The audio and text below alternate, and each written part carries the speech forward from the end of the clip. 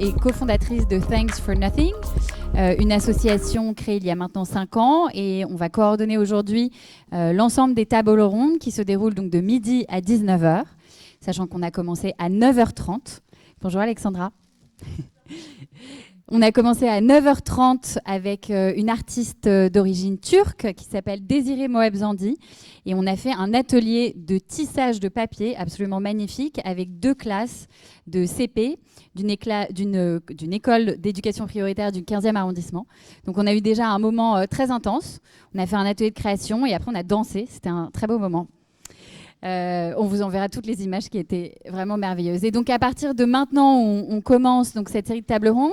On débute par une table ronde maintenant qui porte donc sur le Mingay. L'exposition, donc le point de départ est l'exposition de Nicolas Tremblay que vous pouvez voir au premier étage ici de la Monnaie de Paris et de la Foire. Et ensuite, je vais vous faire le programme pour pouvoir rester si vous le souhaitez. Donc à 14h30, on se retrouve pour une table ronde sur la création en temps de crise avec l'exemple. Donc on a différentes personnalités qui viennent intervenir, notamment sur l'après-explosion dans le port de Beyrouth, donc avec des artistes libanais et aussi des commissaires d'exposition libanais. Des exemples aussi sur la situation actuelle en Iran et la question de la Chine.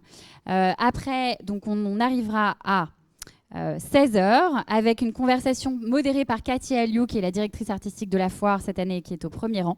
Bonjour Cathy. Front row. Donc sur les collective practices in Asia, donc avec différents artistes qui ont monté des collectifs et qui travaillent de façon collaborative. Et enfin, on terminera cette journée à 17h30 avec une conversation globale en anglais sur un panorama de la création en Asie qui s'appelle Mapping Out Asia. Voilà, mais on va d'abord se concentrer sur celle-ci. Donc on est très heureuse que vous soyez présents. On va faire évidemment une présentation d'abord succincte de nos intervenants et ensuite on va rentrer donc dans ce qu'est le Mingay, l'esprit du Mingay qui est aussi une philosophie et à travers différents exemples. Donc avec Nicolas Tremblay donc, qui est commissaire d'exposition, qui a donc signé cette 5e exposition sur le Mingay et historien de l'art. Anne Dressen, qui est au musée d'art moderne, conservatrice au musée d'art moderne de la ville de Paris à l'Arc, et aussi en thèse, du coup, nouvellement, à l'ENS. On a vu ça. Natsuko Ushino, qui est artiste, et Graziella Semercian, qui est galeriste et qui a créé une galerie en ligne, mais qui le déploie aussi dans, évidemment, l'espace, à travers des collaborations portées avec des institutions et des galeries également. Je vais laisser la parole à Aska Gauthier, qui est une des collaboratrices de Thanks for Nothing, pour nous faire une introduction aussi sur le Mingay. Bonjour à tous. Donc je m'appelle Aska. Je vais introduire cette table ronde justement puisque ce qui rassemble aujourd'hui tous nos intervenants, c'est ce concept du Mingay. Donc le Mingay, c'est un mouvement, une pensée qui est née dans les années 20 au Japon. C'est une volonté de retourner à des savoir-faire ancestraux, des traditions de fabrication, à des objets simples. Le Mingay est né dans un contexte donc qui est les années 20 au Japon, qu'on appelle l'ère Taisho, qui va de 1912 à 1926. L'ère Taisho, c'est une période où le Japon s'industrialise énormément. Après la guerre, le Japon s'est beaucoup enrichi. Il y a un essor des villes, un essor des grands magasins. Le mode de vie occidental est importé. On voit de plus en plus de mobilier sculpté avec des motifs vraiment on dirait du Versailles sur du bois parfois, dans des intérieurs japonais. Les avant-gardes aussi ont été importées. Il ne faut pas oublier que le Japon s'est ouvert très très tardivement. Puisque jusqu'en 1868, le Japon est un pays qui est fermé. Ainsi, toutes les avant-gardes occidentales, que ce soit de l'impressionnisme, le fauvisme, puis ensuite toutes les autres avant-gardes, notamment futurisme, dont le manifeste a été traduit quasiment simultanément au Japon et publié en 1909 au Japon. Pareil pour le Dada, pareil pour le surréalisme. Tous ces mouvements-là sont rentrés de manière très très très rapide au Japon, installant notamment la figure de l'artiste à l'occidental, l'artiste créateur au génie individuel. C'est peut-être aussi un peu dans ce contexte-là que naît le Mingay, qui est donc une sorte de retour à une création plus modeste, en tout cas qui ne veut pas dire une création de mauvaise qualité, mais une création où déjà la figure de l'artiste s'efface au profit donc de traditions, de techniques de création.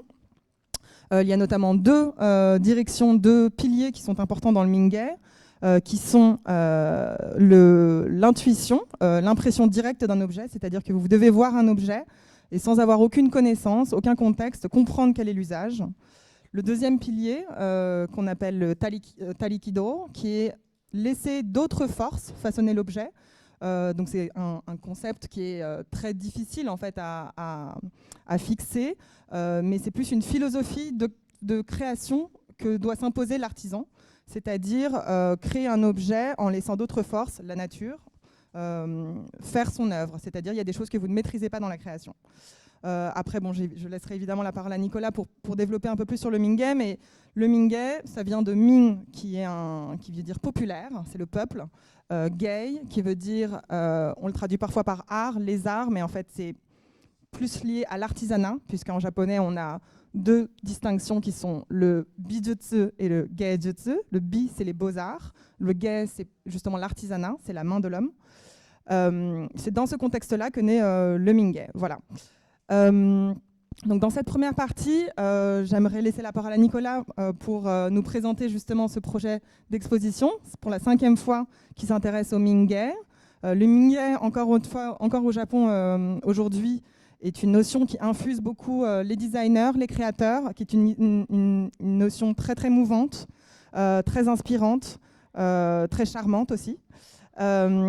Voilà. Et donc, dans la première partie, nous allons parler de la façon dont le Mingei a infusé l'inspiration aussi de Nicolas et Anne dans leur projet. Anne a été la commissaire de l'exposition Les Flammes, l'âge de la céramique au Musée d'Art Moderne, exposition à laquelle a participé Natsuko, qui a également participé à l'exposition de Nicolas Tremblay. Natsuko est un peu le liant de tous ici.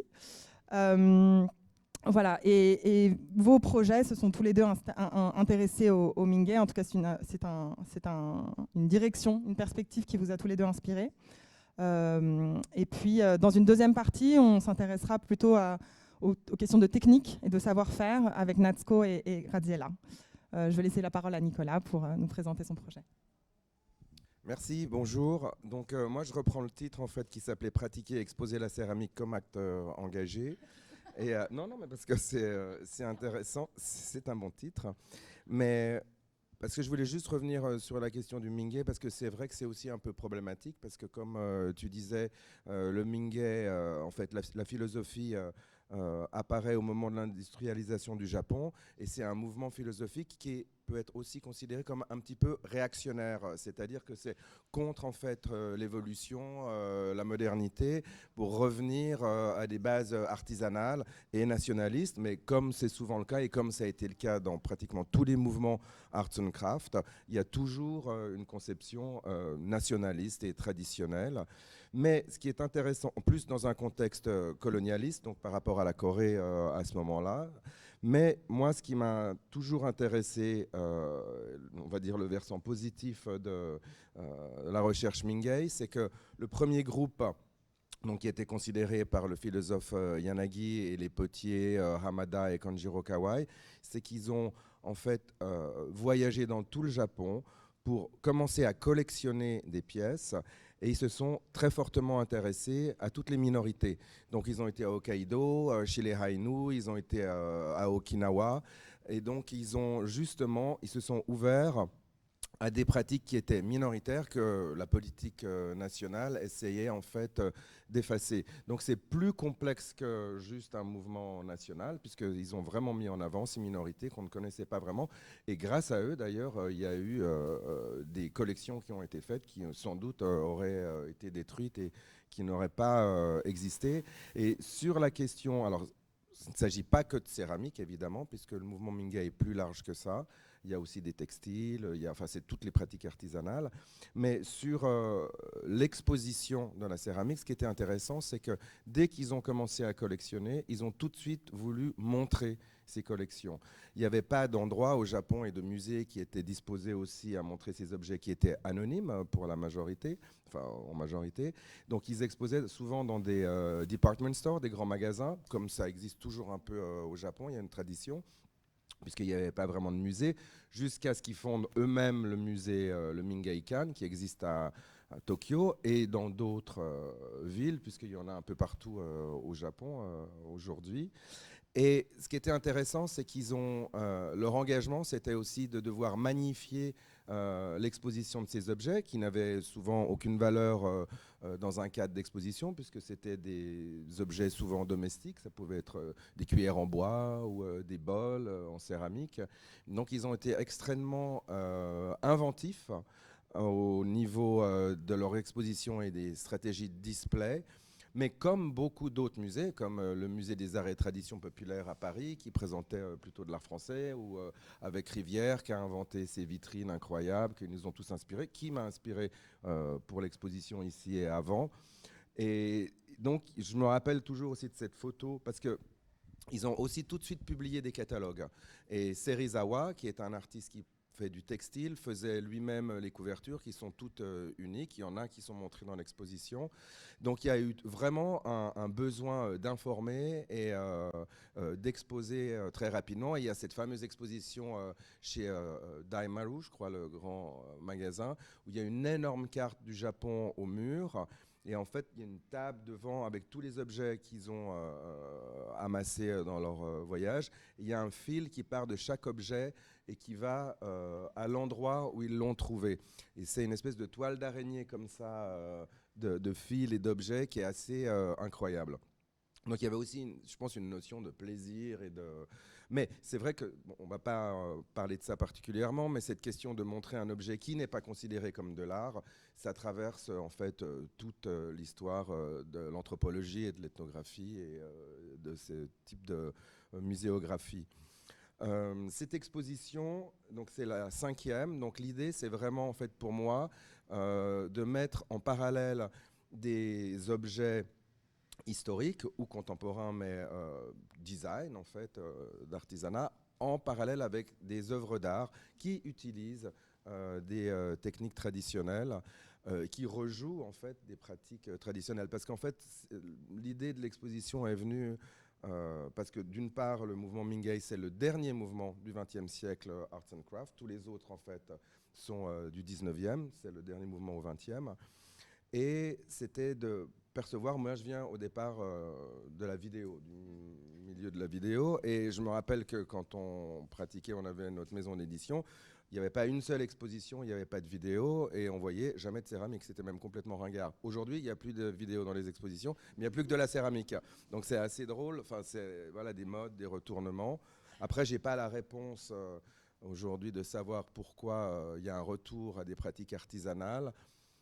Je ne sais pas, enfin je n'ai pas la réponse, mais en tout cas c'est ce qui arrive. Mais moi ce qui m'intéressait aussi c'était cet engagement en fait un peu démocratique de dire qu'il y a en fait de la beauté dans tous les objets et qu'on peut trouver en fait, c'est une philosophie où on peut trouver même dans ce bol en carton, si on sait bien le regarder, on le regarde différemment, une esthétique et de la beauté. Et ça c'est assez intéressant et je trouve assez dynamique, on va dire. Voilà, qu'est-ce que je peux dire d'autre? Donc cette exposition ici rejoue aussi un peu un display de type cabinet de curiosité. Donc il y a énormément de choses qui sont en fait les unes sur les autres. C'est pas du tout un display minimaliste. Bon, c'est aussi lié à des questions de place. Il y a eu différentes façons dont je les ai montrées. Mais la particularité de cette version-là pour Egionao, c'est que c'est beaucoup plus large et ça parle d'Asie en termes de continent. Donc j'ai intégré des artistes qui sont indiens, qui sont iraniens, coréens, etc.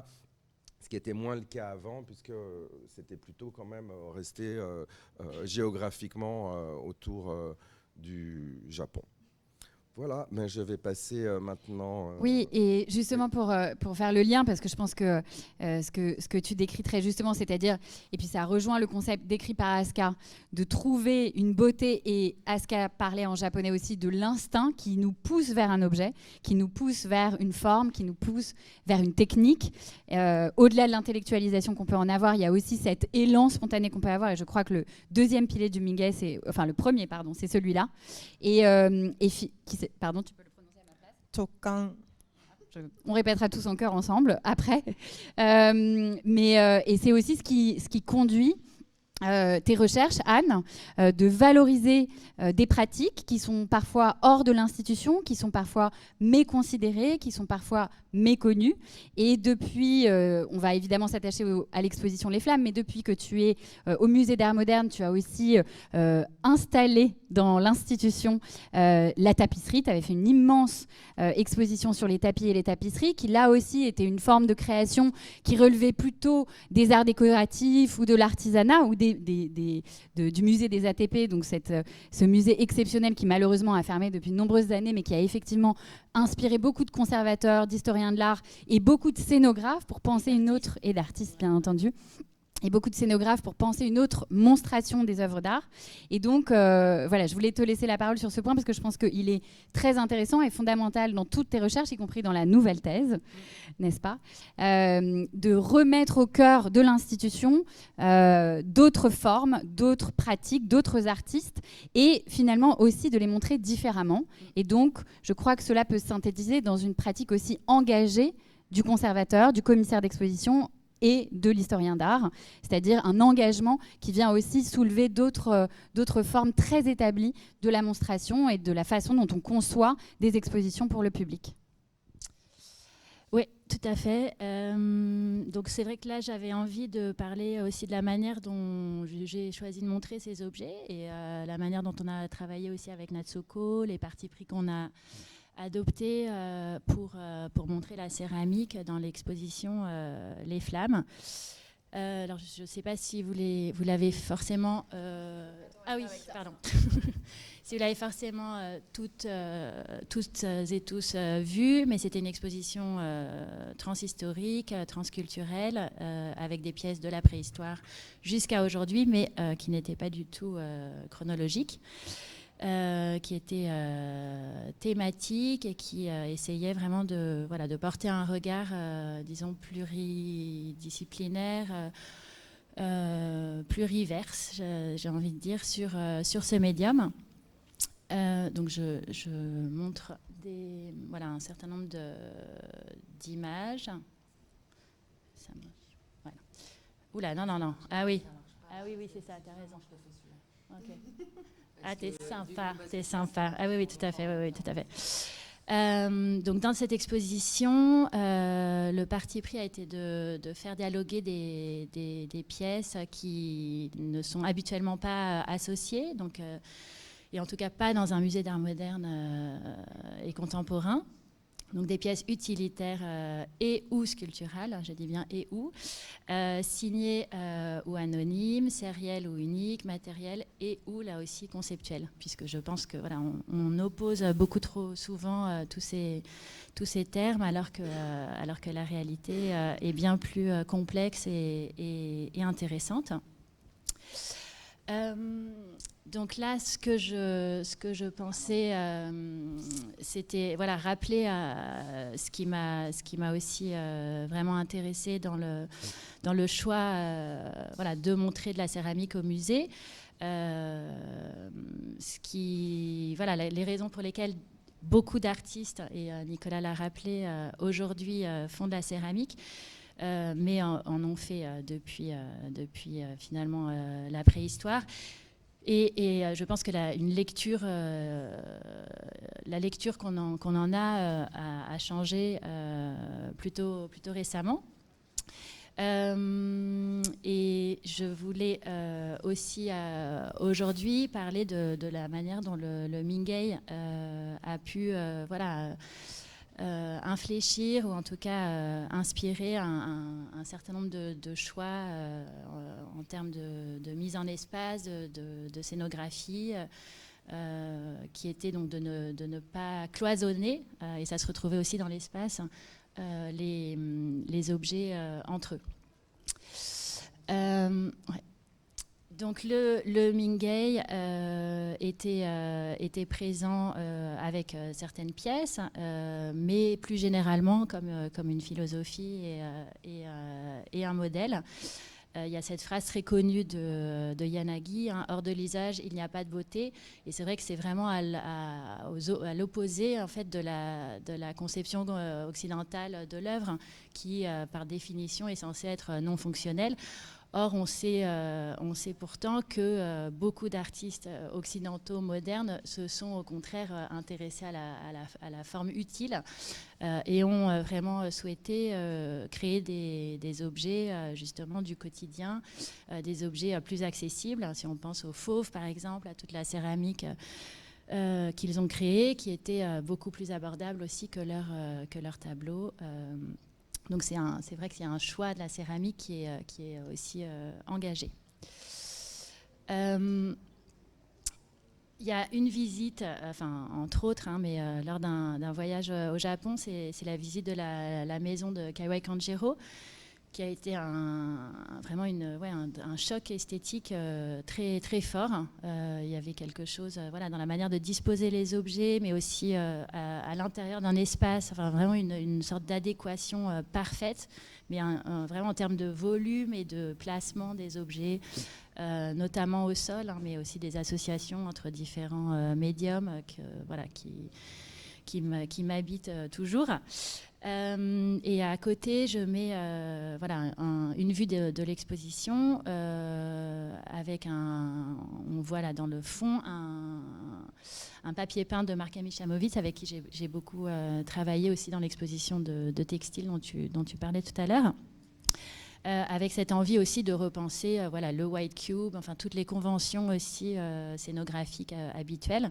Donc il y a beaucoup de couleurs dans ces expositions-là. Il y a aussi toujours une volonté de finalement faire se rejoindre et créer des échos. Ah oui, pardon.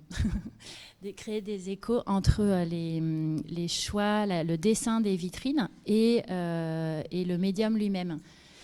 Hein, et donc, là, tu es peut-être plus près que les auditeurs. Mais par exemple, dans la première section de l'exposition qui portait sur les techniques, on s'est inspiré donc, avec Natsuko et Violette Croce, qui était la scénographe invitée, du séchoir. Donc c'était des évocations, il n'y avait rien de littéral, mais il y avait quand même cette envie de répondre aussi à des espaces spécifiques. Les séchoirs dans les ateliers. Tu sais, quand tu fais sécher en fait une pièce qui est en train d'être façonnée ou créée. La deuxième partie alors c'est aussi l'occasion de dire que les thématiques choisies pour l'exposition, donc technique, usage et message, il y avait une dimension presque anthropologique aussi dans la manière d'aborder ce médium. Et la technique, c'est très rarement abordé dans un musée d'art moderne, parce qu'il y a cette idée que on ne doit pas, ça désacraliserait presque l'œuvre. Donc on ne s'embarrasse pas de questions techniques. Or là, c'était vraiment un des partis pris et c'était une section entière, pas l'antichambre habituelle, quoi. Donc le séchoir pour la première partie, l'idée du vaisselier, donc à chaque fois de manière non littérale, hein, mais cette idée aussi que on peut disposer, finalement il existe du mobilier spécifique pour présenter des objets fonctionnels. Donc ça, c'était la deuxième partie. Et la troisième partie, où là, c'était plus l'inclusion de briques dans un mobilier conçu spécifiquement pour parler de messages politiques, en fait, puisqu'on a tendance à penser que le décoratif est apolitique. Or, en fait, on se rend compte qu'il y a un vrai engagement et souvent la céramique qui est un vecteur en fait de messages. Alors j'essaye d'aller un peu plus vite. Tu parlais de rivières. C'est vrai qu'on a avec Natsuko et Marie-Charlotte Calafa du MUSEM, où les collections des ATP sont maintenant conservées. Donc Natsuko a reconstitué cette vitrine tout à fait fascinante qui s'appelle donc de la terre au pot, qui est comme un storyboard qui montre toutes les étapes du tournage d'un pot à lait. Donc c'était voilà, un vrai hommage qu'on a souhaité rendre à Rivière, qui a inspiré aussi de nombreux artistes, dont Picasso. Comme parti pris aussi assez comment dire, osé, on avait un espace vraiment dévolu à des ateliers pratiques et des films aussi pour montrer une pièce en train de se faire. Donc c'était pas uniquement des objets finis, mais il y avait vraiment cette idée de montrer le process. Et mettre des fleurs dans certains vases. Il faut savoir que dans le musée, vraiment toute matière organique en fait est complètement interdite. Voilà, il y a vraiment cette omerta qui est assez problématique. Et donc là, on a trouvé des billets pour les contourner. Donc ça, j'étais très, très contente. Voilà, peau pourrie et fleurs séchées. Alors on a aussi beaucoup recyclé de vitrines existantes. Ça, c'était important. Enfin, c'est ce que je souhaite faire dans toutes les expositions. Mais c'est vrai que là, on avait particulièrement insisté pour aussi affirmer que voilà, la terre étant le matériau premier de ces objets, il fallait aussi qu'on soit tout à fait attentive à impacter le moins possible. Mais comme tu le disais aussi, Nicolas, c'est vrai que voilà, il ne s'agissait pas non plus de réduire ou de caricaturer et d'oublier que effectivement la défense de l'artisanat, c'est souvent a souvent rejoint des positions qui pouvaient être conservatrices, réactionnaires. Donc là, je montre les objets de propagande de Pétain. Mais en fait, même aujourd'hui, si on pense au greenwashing, il y a aussi une récupération possible de toute cet idéal de retour à la terre ou au local, etc., qui est évidemment ambigu. Et le dernier livre de Glenn Adamson, donc qui parle de quand même de cet engagement qui est de moins créer, mais de mieux créer pour plus longtemps, quoi. Le kintsugi aussi, qui peut vraiment servir de modèle. Qui peut servir de modèle vraiment de pensée, hein, cette idée qu'on peut réparer un objet qui ne doit pas être dont on ne se débarrasse pas parce qu'il est abîmé, mais au contraire qui gagne de la valeur avec ces marques qui restent visibles. Alors dans l'exposition, il y avait aussi des tentatives. Je dis bien tentatives parce qu'à mon avis, c'est un travail qu'il faut poursuivre. De aussi parler d'inspiration, parce que c'est très net quand on regarde la céramique des années 50, de la deuxième moitié du XXe siècle. Je veux dire dans la foulée de Leach, mais c'est certain que l'influence de l'art japonais sur la studio pottery est indéniable, mais assez peu en fait adressé en termes sociaux, politiques, même géopolitiques.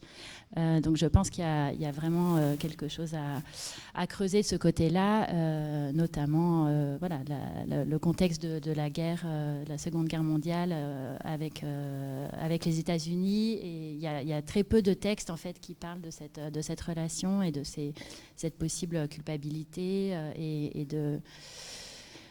Donc c'était quelque chose important. Vous savez peut-être qu'il y a tout un courant contemporain qu'on appelle le sloppy, qui est en fait... alors sloppy en anglais, ça veut dire le négligé volontaire. Et c'est vrai que dans l'exposition, j'avais trouvé cette bouteille à saké, avec une irrégularité... et une forme aussi d'imperfection, la perfection de l'imperfection qui est très japonaise. et que j'ai essayé de montrer aussi que ça avait pu influencer l'Art Nouveau et jusqu'à des pièces beaucoup plus contemporaines. Une intuition aussi qui m'est venue, c'est par exemple j'ai découvert cet émail à fourrure de lièvre très, très fameux en Chine. Et je me suis demandé si Meret Oppenheim n'avait pas été influencé, même peut-être inconsciemment, par ce type de décor.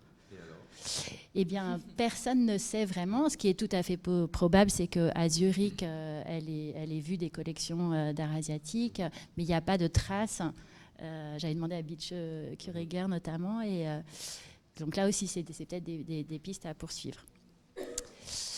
Dans l'exposition de Nicolas, il y a un plat à décor d'œil de cheval et que j'avais présenté là sur un mur à côté d'un égouttoir anonyme que le musée m'avait prêté et un fontana perforé. Et en fait, il y a eu, ça a été vraiment l'objet d'une polémique, c'est beaucoup dire, mais en tout cas d'un article extrêmement virulent dans Art Press. Et en fait, le journaliste s'est vraiment focalisé sur, voilà, pour lui, un scandale, en fait, de voir qu'on pouvait comparer, ou en tout cas mettre sur le même plan, ces deux objets. Les liés. Ah oui. Et bon, moi, j'étais quand même assez surprise. Et ce qui m'a en même temps intéressée, c'est qu'il n'a pas du tout parlé de la troisième pièce, hein, qui est pourtant été finalement un peu la clé aussi, ou en tout cas une invitation à lire un peu ce dialogue, qui était la pièce Mingei. Donc il s'est focalisé, voilà, sur cette idée quand même convenue et dépassée de on ne peut pas associer un grand artiste. On peut se demander s'il aurait défendu Fontana à l'époque de la création de ces plats, quoi. Donc voilà, regrettant que le musée ne soit plus le prescripteur de bon goût, etc. Donc voilà, il ne faut pas perdre de vue qu'il y a quand même de la signature, des hiérarchies, etc. Ouais. D'ailleurs, ce qui me semble... Alors, je mets en lien là, ce livre et cette exposition de François Matter, qui est un autre grand conservateur tout à fait intéressant. C'était cette expo donc, en 77, artiste-artisan. Ce qu'on ne voit pas, c'est au dos, il y a un grand point d'interrogation. Donc, il dit... entre artiste et artisan, il y a une racine commune, c'est le mot art. Il conclut en fait son texte en disant le problème au fond reste une question de classe. Et là, il parle de la situation aussi française. Et ce que dit Grayson Perry, c'est qu'il lui a été plus difficile de se faire accepter comme travesti que comme potière dans le milieu de l'art. Donc c'est certes la céramique est plébiscitée par le grand public, par les artistes, etc. Mais il y a en fait quand même des instances qui résistent fortement. Pour finir, je montrerai juste deux autres projets. Voilà, la collecte, qui était au départ complètement vide dans l'exposition et qui s'est en fait progressivement remplie. Donc on donnait la possibilité à des visiteurs de nous confier le temps de l'exposition des objets avec lesquels ils vivaient ou qu'ils avaient eux-mêmes réalisés. Et l'autre projet dont je suis très contente et pour lequel Nasoko avait participé, c'est cette exposition en valise qui est comme une version mobile en fait de l'exposition et qui perdure encore aujourd'hui, donc qui continue d'être activée. Et ce qui est vraiment intéressant, c'est qu'en fait, tous ces objets, on peut les toucher. Et s'il n'y avait pas eu le Covid, parce que l'exposition a été reportée, on avait aussi imaginé qu'il y aurait des objets qu'on aurait pour capter les différences de matière entre un grès, une faïence, une porcelaine. Et donc là, Natsuko a créé, mais aussi glané, comme dans des brocantes et autres, des objets qui évoquaient certains des objets de l'expo. Et Clovis Maillet qui a écrit des textes à la première personne, comme si ces objets parlaient. Donc c'est un projet auquel je tiens beaucoup et qui permet aussi de détendre finalement la durée de l'expo. Et dernière slide, c'est je me dis que plutôt que d'utiliser ce terme d'art appliqué, je suggère qu'on pense à celui d'art impliqué, qui me semble en fait beaucoup plus positif et engageant. Et qui donne aussi cette dimension politique qui me semble vraiment intrinsèque à la céramique notamment. Merci. Merci Anne. Et pour passer la parole à Natsuko, donc, qui a été à la fois associée au projet des Flammes, comme on l'a vu, et à d'autres projets, et à l'exposition de Nicolas, qui est vraiment partout, et à la table ronde de l'année passée qu'on avait faite avec un autre Nicolas Bourriot. Est-ce que, Natsuko, on pourrait revenir sur peut-être la vitrine en hommage à Rivière qui était dans l'exposition, donc de la terre au pot. Est-ce que ça pourrait être le point de départ de ta pratique et de la façon dont tu nous en parles?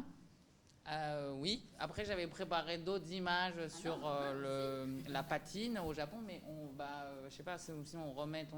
Ah non, mais vous avez en tête la grande vitrine. Je trouvais que ça donnait un lien assez évident à ta pratique en tant qu'artiste. Eh ben, c'est vrai que cette vitrine, on aurait voulu, au début, en fait, pour raconter l'histoire, on voulait emprunter cette pièce parce que c'est considéré comme en fait une œuvre maintenant. L'ensemble du display tel que l'avait conçu Rivière, elle ne peut pas être désassemblée donc c'est assez énorme en fait. Il y a plusieurs tours en bois. Et donc pour des questions de logistique et aussi d'espace, en fait, on n'avait pas assez d'espace. Et là, on a réutilisé d'ailleurs une vitrine qui était existante dans la scénographie antérieure. Et c'est venu comme ça, en fait, l'idée de reconstituer. Ouais. Et donc après, c'est plusieurs couches parce que déjà à l'origine, en fait, les outils et les tours, ça vient d'un atelier réel, mais c'est quand même quelque part un témoignage figé et une reconstitution d'une pratique qui s'arrête. En fait, c'était aussi ça l'urgence de Rivière, comme ça l'a été pour, en fait, je pense le mouvement Minguet, c'est de voir à un moment un savoir-faire et des pratiques et des usages qui devenaient obsolètes. C'est vraiment de l'obsolescence liée à un paysage d'autres objets et d'autres accessoires et d'autres pratiques qui émergent. Donc c'est même pas de dire ça c'est moins bien ou moins efficace, c'est clairement il y a un moment les saloirs n'avaient plus d'usage parce qu'on avait l'électroménager. Donc après, nous, c'est encore une autre couche de reconstitution quelque part. Mais après, c'était super d'introduire comme ça, comme un cinéma. Ouais. Et puis on était ravis de travailler avec Marie-Charlotte Calafa, qu'on est toutes allés visiter ensemble. Et c'est vrai que les réserves de ce musée qui donc est héritier de la collection des ATP, et c'est quand même assez extraordinaire le travail d'archivage, la multiplicité des artefacts. C'est impressionnant. Après, c'est beaucoup d'objets. C'est 1 million d'objets, je crois. C'est ça? Non, c'est pas 1 million d'objets? Non, 1 million, je pense Non? Mais tous les sifflets et tout, c'est combien d'objets? Elle nous a dit. Non, mais c'est des tiroirs et des tiroirs de... Et ça continue en plus. Et donc, si tu peux nous parler de ta pratique en tant qu'artiste. Qu'est-ce que j'ai comme slides? Et le lien avec le Minguet, certainement. Ah oui, alors... ta formation. Ouais, ok. Donc, le film qu'on avait mis en fond d'écran au début, c'est au Japon, on dit un four, mais c'est un atelier, c'est une poterie à Tamba Sasayama. Et c'est un des lieux de céramique qui a été identifié à l'époque du mouvement Mingei. Et je crois qu'il y en a 7, les 7 fours anciens. Bon, je vais passer la parole à Gradiela qui est plus académique là-dessus. Mais donc, je raconte juste. Ça, c'est vraiment une cuisson. Ça utilise tout ce bois là que vous voyez sur la longueur du four. Donc, c'est un noboligama. Ça veut dire c'est un four... voilà, et donc il y a plusieurs chambres, c'est un gros volume, hein, donc là où j'étais, ils le cuisent peut-être 4 fois par an, ce qui est beaucoup comparé à d'autres fours. Là on les voit en train de charger, et donc on rentre dedans, hein, c'est vraiment des gros volumes, et après là où vous voyez la lumière, en fait, bon, bah, là il y a une lampe pour pouvoir éclairer, pour charger, mais c'est par là qu'on met le bois. Alors, ce four-là, c'est comme les cuissons de Shigaraki, c'est très, très cendré. Normalement, enfin, je ne sais pas si c'est normal, mais selon les fours, on peut cuire, il y a un alandier, on met le bois avant. Et après, il y a les fours. Là, on met le bois par-dessus les pièces. Ce qui veut dire qu'en fait, il faut attendre que ce soit... Enfin, on chauffe à partir de l'alandier au début, mais ils mettent le bois dans les trous et donc ça va tomber directement sur les poteries. Et c'est qu'il fait tellement chaud dans le four que le bois se désintègre instantanément et la cendre tombe sur les pièces et ça fait l'émail au bois. Voilà, on les voit cuire. Donc... ça, c'est mon maître, le potier à la casquette. Et on voit le nuage de fumée derrière. Ouais. En fait, est-ce que cette pratique avec les cendres, ça a été, on va dire, utilisé pour des questions pratiques, de rapidité, parce que ça brûle plus vite si tu jettes des cendres sur la céramique, ou esthétique? Je pense sûrement les deux, mais ça dépend. Franchement, j'en sais rien. Et puis ça dépend des lieux, c'est-à-dire que eux, ils ont ce four-là. Pratique, j'imagine, parce qu'en fait, quand ils faisaient les jarres pour la nourriture, ils ne les faisaient pas esthétiquement, ils les faisaient pour leur fonction, quoi. En réalité, le grès, à partir du moment où il est cuit à 1300 degrés, il est imperméable. Donc les émaux de cendre ajoutent une qualité qui n'est pas absolument nécessaire à imperméabiliser une pièce. Donc finalement, il y a toujours une qualité technique associée à un résultat esthétique qui ne gâche rien à la pièce. Alors voilà, la valeur historique des grès, c'est ça, principalement. Enfin, je veux dire, c'était des pièces destinées au stockage et à la conservation. Pas faites pour être joli, quoi. Après, je pense qu'il y a plein de choses. C'est qu'il y a parfois aussi la qualité du bois. Selon les régions, je pense que tu vois, tu as des bois différents, donc qui sont plus ou moins résineux. Et je te dis, eux, c'est comme ça qu'ils font et c'est un peu brutal, quoi. Et selon les régions, en fait, tu as quand même des styles très différents. Bizen, c'est quand même assez sec, mais ils cuisent beaucoup plus. Et puis, je sais pas, ils mettent du crin de cheval ou pour faire les traits. Disons que peut-être qu'au début, ça n'a pas été fait pour des raisons esthétiques, mais en tout cas, ce qui est clair, c'est que ça a bien infusé l'esthétique japonaise wabi-sabi, quoi.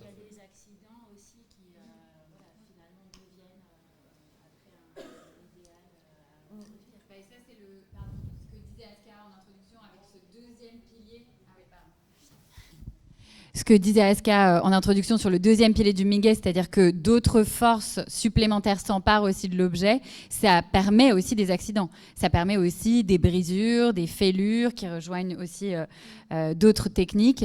Et ça permet bien sûr l'effet du hasard qui n'est pas maîtrisé et qui vient compléter de façon presque, je sais pas, mystique, peut-être, la main de l'homme. C'est en référence à des images que tu montrais tout à l'heure. Il y a notamment quelque chose que l'on conserve volontiers. Ce sont les pièces qui sont attachées les unes aux autres et qui sont le résultat d'une cuisson dans laquelle un émail a coulé, assemblant des pièces qui n'étaient pas censées l'être. Et donc on se retrouve avec des fragments empilés de bols, assiettes et pièces à vocation utilitaire qui perdent toute qualité fonctionnelle et qui pour autant sont conservées depuis des siècles.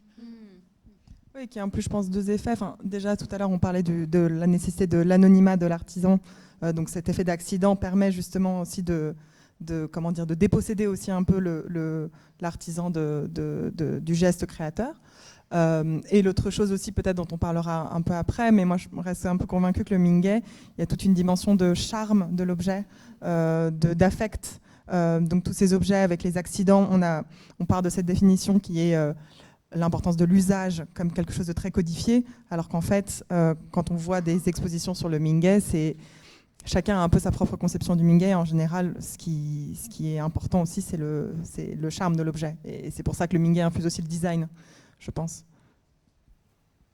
C'est parfait, je vais passer à ma deuxième slide. Ça, je parle juste, ça c'est les carrières, ça c'est au Japon et puis ça c'est dans le Gard. Mais c'est pas une carrière d'argile, hein. Enfin, c'est une carrière de sable. Donc on rentre sur des questions de BTP, mais on en parlera après.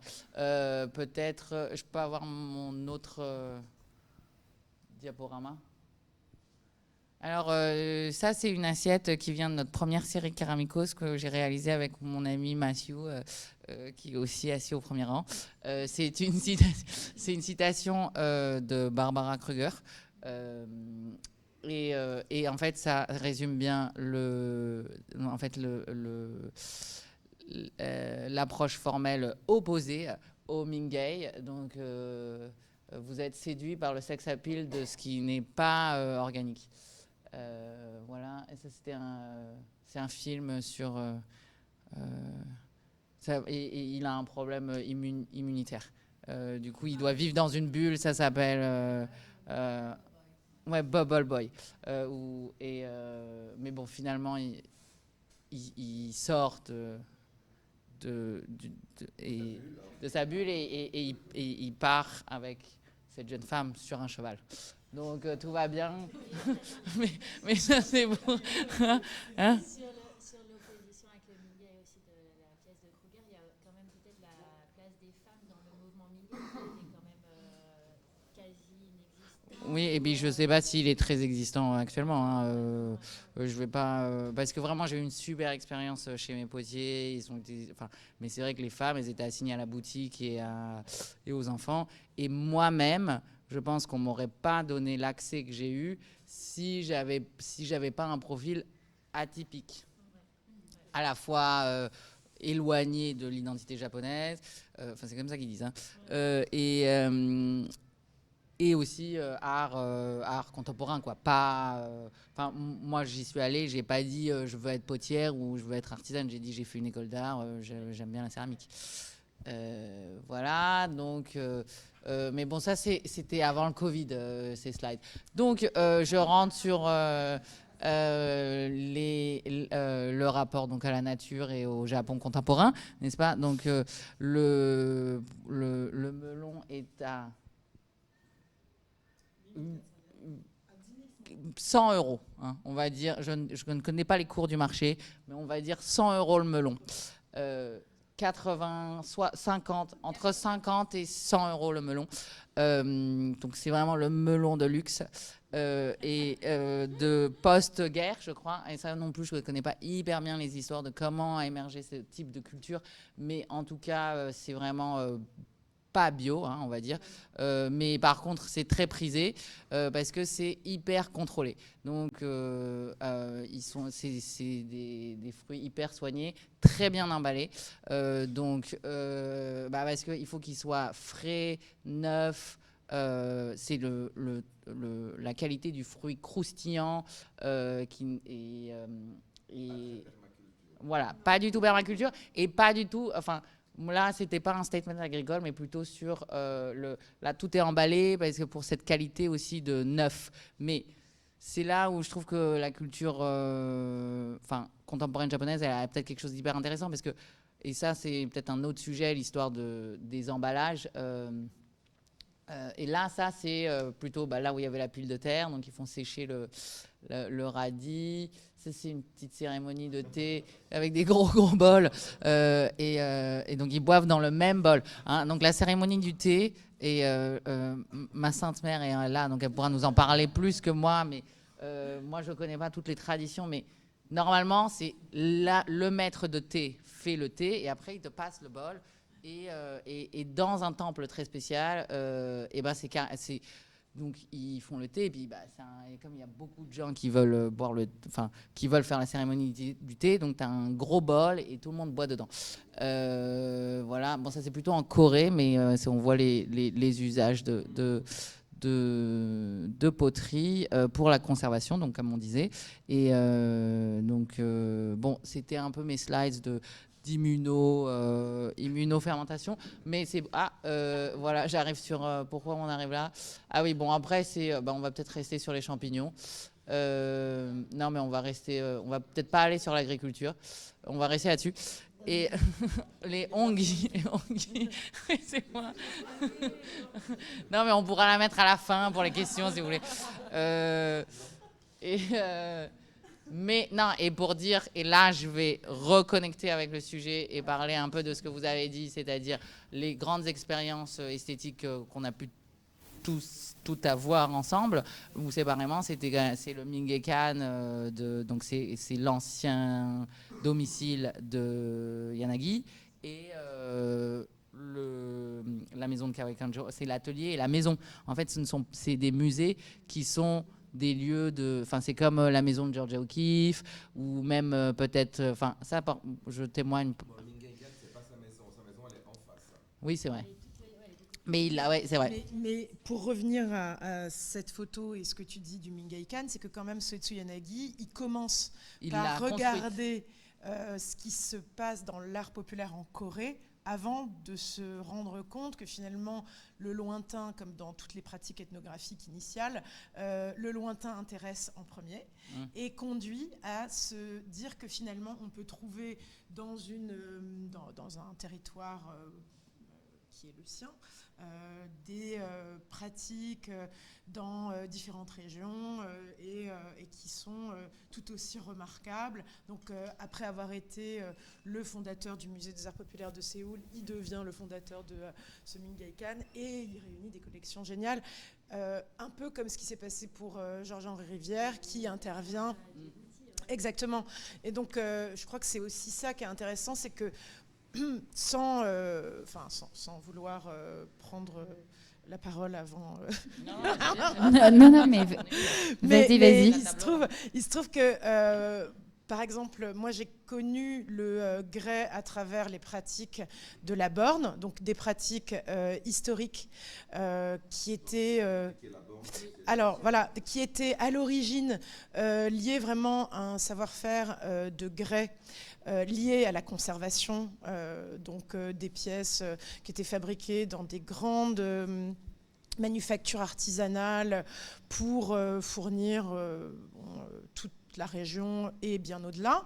De là, il y a eu une sorte de réinvestissement de ces lieux grâce à l'implication de quelqu'un comme Jean Lerat, qui était un jeune diplômé des Beaux-Arts de Paris, qui a été emmené à la borne grâce à un marchand qui était François Guillaume, qui lui a dit moi je suis marchand à Bourges, ce serait intéressant de redonner quelque chose de l'ordre d'une implication artistique dans la pratique du grès. Et c'est ce qui se produit, qui est poursuivi. Il y a une sorte de période un peu creuse. Puis, ce qui se produit, qui me semble intéressant par rapport au Mingei et au rapport entre art populaire, artisanat et art, c'est que dans le même temps, il y a Bernard Leach qui fréquente Yanagi, qui fréquente Hamada, et qui lui-même est d'origine anglaise, donc crée sa poterie à St. Ives en Cornouailles, fait école, et en faisant école, il y a une femme qui, elle, est d'origine danoise, qui s'appelle Anne Kjærsgaard, qui va s'installer à la Borne. La Borne, qui est quand même un endroit où une veine qui est exploitée a été étudiée et est comparable à la veine d'argile de Bizen. Voilà, on se retrouve quand même avec des problématiques d'art populaire, c'est-à-dire même terrain et des créations qui se retrouvent finalement comparables sans être dans une filiation directe. C'est-à-dire qu'avant qu'Anne Kjærsgaard arrive, il y avait déjà cette veine qui était similaire à celle de Bizen et qui produisent une forte influence sur plein de gens qui s'installent par la suite à la Borne et qui encore aujourd'hui ont cette forme, voilà, et qui construisent chacun un four de tradition japonaise à partir des années 60-70. Donc il y a quelque chose qui est vraiment une circulation de l'information avec des paramètres qui sont quand même assez comparables de base, tout en ayant des artistes, des artisans et des gens qui sont beaucoup à la lisière en fait de pratiques qui, je dirais, en France, historiquement, sont pas hyper évidents à combiner parce qu'il y a la hiérarchie des arts déjà entre beaux-arts, arts décoratifs. Ensuite, dans ce qu'on appelle les arts décoratifs, il y a ce rapport entre noble et populaire.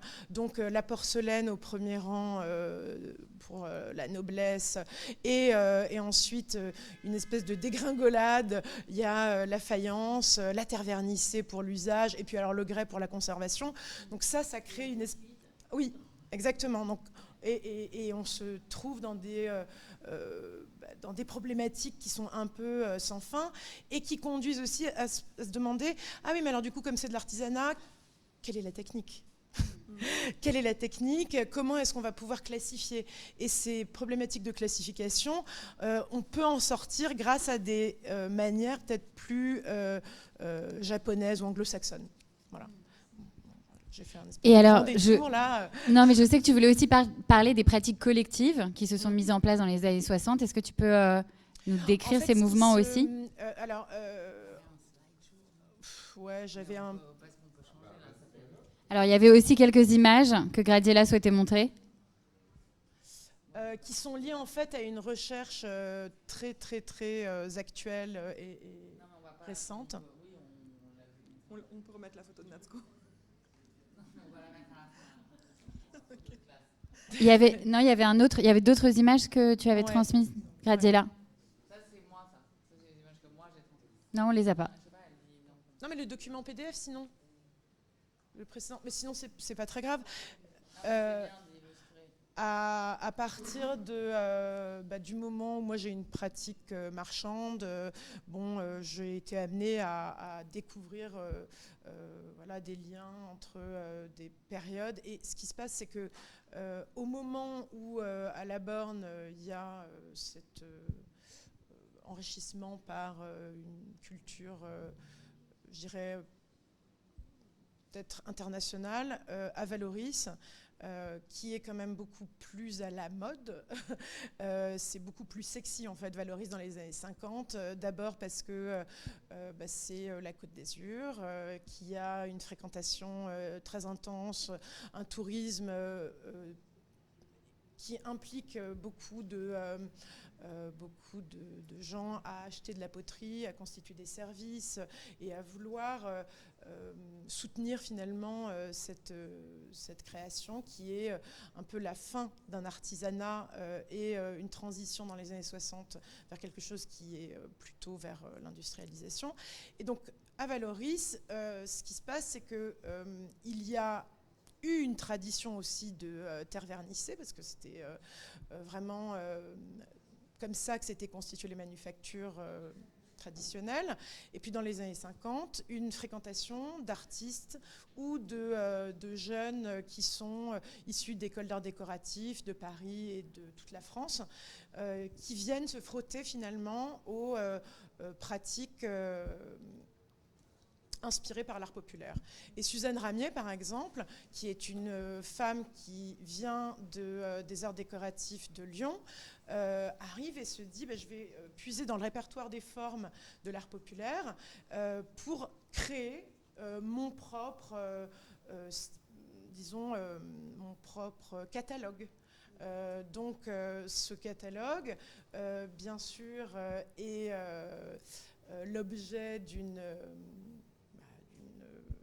appropriation par Picasso quand il arrive lui aussi dans les années 50, qui en fait a aussi cette envie de diffuser extrêmement largement son art, et ça ajoute encore à une volonté pour des jeunes gens de venir dans cette communauté dans laquelle il y a tellement de potiers d'horizons différents. Et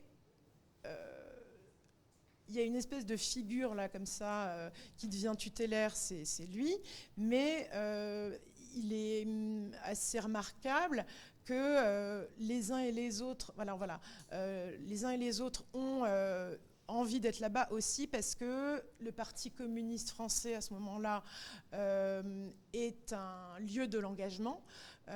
Chacun a l'occasion de travailler dans un atelier. Donc là, par exemple, je prends Robert Auguste, qui est un potier sur lequel j'ai mené une recherche monographique, ainsi que sur son épouse Jean Gosserand.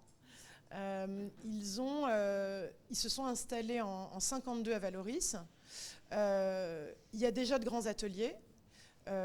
Ils s'installent à leur nom et ils travaillent aussi chacun, lui comme tourneur, elle comme décoratrice, chez d'autres potiers. Et c'est une pratique qui a cours à Valoris. C'est-à-dire qu'il y a 2 ans, Céline Graziani, la directrice du musée Magnelli, a réalisé une exposition qui s'appelait Valoris Ville Atelier pour rendre compte de toute la diversité, de la porosité aussi, de toutes les questions de forme et de décor d'un atelier à l'autre, et aussi ils partagent cette vie quotidienne, ils se copient les uns les autres, ils s'espionnent un peu aussi, et il y a quand même une vivacité qui est liée à ce qu'on a appelé l'âge d'or de Valoris. Et par exemple, les Auguste, en 60, décident de partir.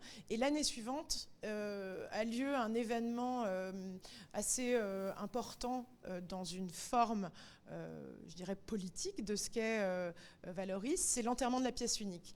L'enterrement de la pièce unique, c'est un événement qui est organisé pour dire, voilà, en fait, c'est mort en pratique artisanale, il va falloir nous réinventer parce que l'industrie a pris le pas sur la production céramique de série, de pièces uniques. C'est une cérémonie, oui, ils organisent un véritable enterrement avec une pièce qui arrive, qui est une pièce de François Ratti, et bon, voilà, quelque chose qui est à la fois un événement hyper lié à toutes les fêtes qui ont été données pendant les 10 années qui ont précédé, et qui vient aussi en contrepoint des expositions du Nérolium. Chaque année, il y avait à Valoris une exposition des céramistes qui était de Valoris et d'ailleurs. Et il y a eu énormément de Japonais invités à Valoris, et notamment des donations ont été faites et ont constitué un fonds assez exceptionnel. Donc il y a vraiment quelque chose qui s'institue et qui est relativement intéressant par rapport au rapport Fayence-Gray aussi. L'année de l'enterrement. 61. Ouais, donc c'est septembre. Voilà. Très bien, mais c'est 40 ans après, c'est ça que je trouve assez intéressant, c'est quand même 40 ans après le début du Mingei. Très bien, je vois que l'heure tourne, donc on va laisser la parole. Est-ce que certains d'entre vous ont des questions? Toujours un bon moment en France.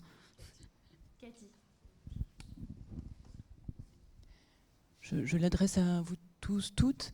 Je me demandais si la vitalité de la céramique aujourd'hui ne tient pas peut-être, c'est au fait que les pratiques céramiques, dans leur diversité, ont réinvesti la dimension des usages, du rituel et du contexte, dans le sens où tu parlais de, quand de Perry, il y a la dimension biographique qui est très associée à l'objet lui-même, sans nier l'objet en tant que tel, ou alors la contextualisation de la céramique en relation à un site ou autre, mais aussi à la céramique dans son usage, dont la dimension rituelle ou performative est valorisée aujourd'hui.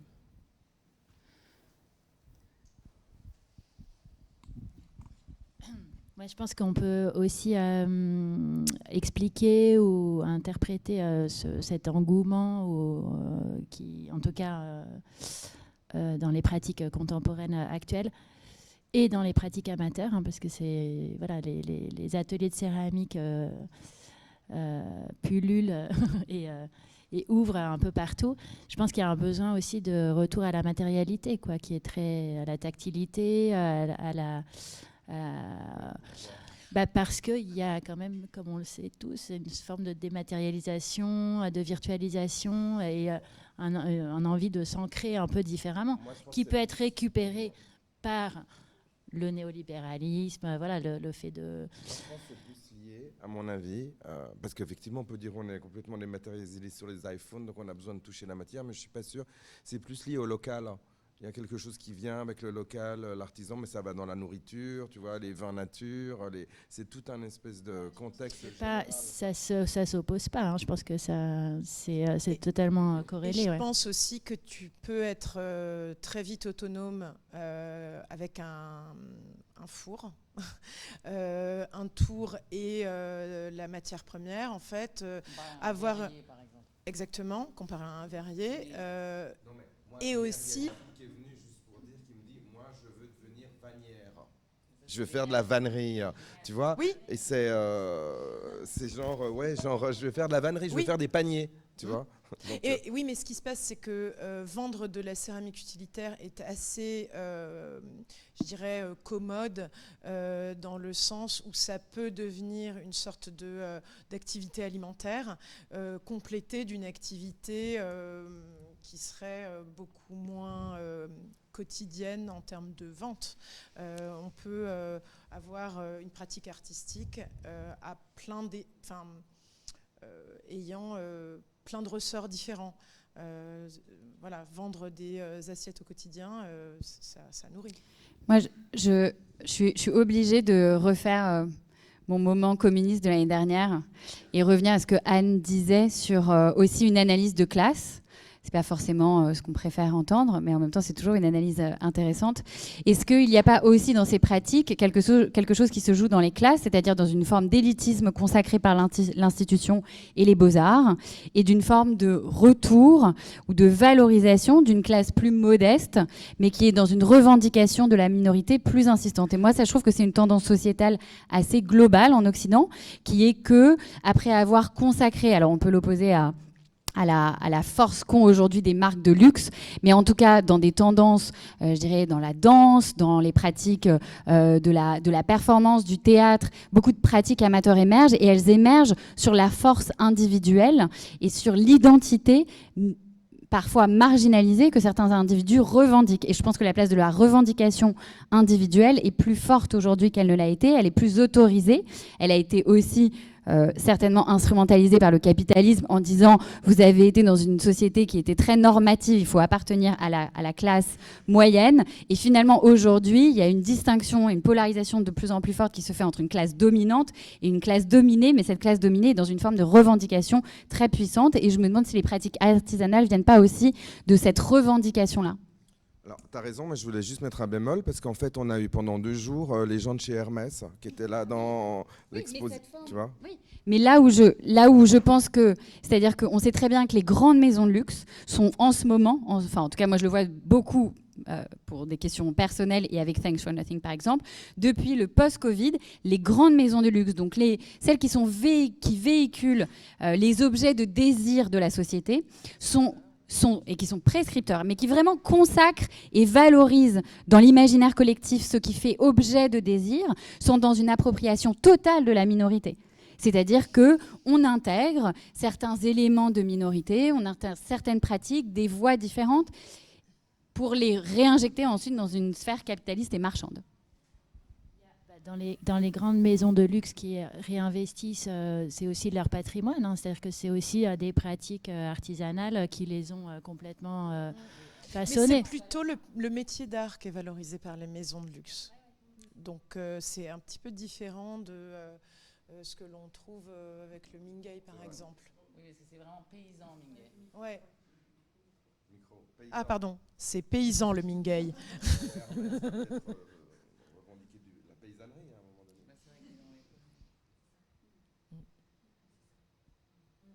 Mais juste pour peut-être, enfin si vous n'avez pas envie de partir immédiatement, mais non, la question de l'anonymat, je trouve que c'est vraiment intéressant parce qu'il y avait toute une volonté aussi, ne serait-ce que dans les cartels de l'exposition Flamme, de renommer autant que possible et le plus possible justement les céramistes qui avaient pu travailler avec des artistes, parce que pendant des années, en fait, on oblitérait complètement le nom.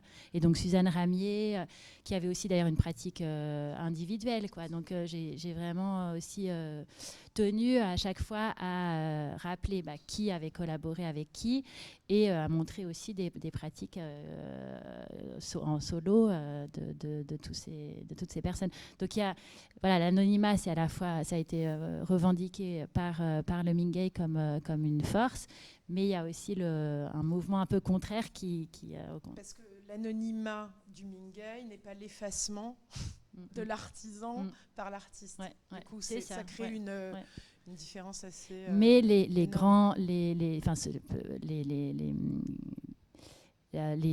artistes Mingei qui ont signé, enfin Kawai Kanjiro par exemple, il n'a pas complètement appliqué cette philosophie. Et peut-être il y a l'histoire de l'anonymat, c'est aussi pour replacer peut-être une agentivité à l'usager et au regardeur. Et quand je disais le Mingei c'est paysan, c'est une des anecdotes, c'est qu'ils vont le bol de thé le plus magnifique, en fait, ils vont le trouver dans un grenier à grains en Corée, et genre il est vraiment sale, quoi, et cassé. Mais de le reconnaître en tant que, tu vois, la beauté ultime. Donc quelque part, après il dit pas, du coup c'est moi en tant que regardeur qui assigne qui fait œuvre. Enfin c'est pas dit comme ça dans le texte. Mais quelque part il y a quand même un déplacement. Mais à la fois, c'est aussi inclusif quelque part de l'usager, du contexte et de l'expérience. Ouais, le regardeur et l'usager. Voilà.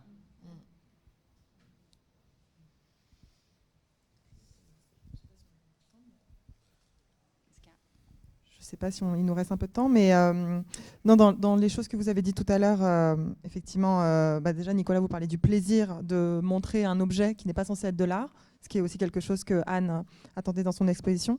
Moi, je voulais juste vraiment revenir sur, puisque tu travailles aussi sur le lien avec le design. Il y a des pièces de design qui sont montrées. Il ne faut pas oublier non plus que Yanagi Sohori, donc le fondateur du Mingei, est le père de... Soetsu, excuse-moi. Soetsu est le père de Sohori Yanagi, qui est notamment l'auteur du fameux Butterfly Stool qu'on voit dans ta sélection. Je voulais, voilà, dans cette idée du Mingei, donc qui revient à l'artisanat et qui a quand même beaucoup infusé le design japonais, mais il y a aussi une pièce des bourrelecks. Je voulais te poser la question justement de pourquoi parle-t-on du Mingei? Pourquoi parle-t-on plus du Mingei que de Art and Craft, par exemple? Quelle est, à ton avis, l'inspiration? Alors, je ne sais pas si on parle plus du Mingei que du Arts and Craft. Hein, je suis... Il y a une expo William Morris à Roubaix, là. Ouais. Je ne sais pas, nous, effectivement. Mais c'est vrai que ça a influencé le design, et notamment Jasper Morrison.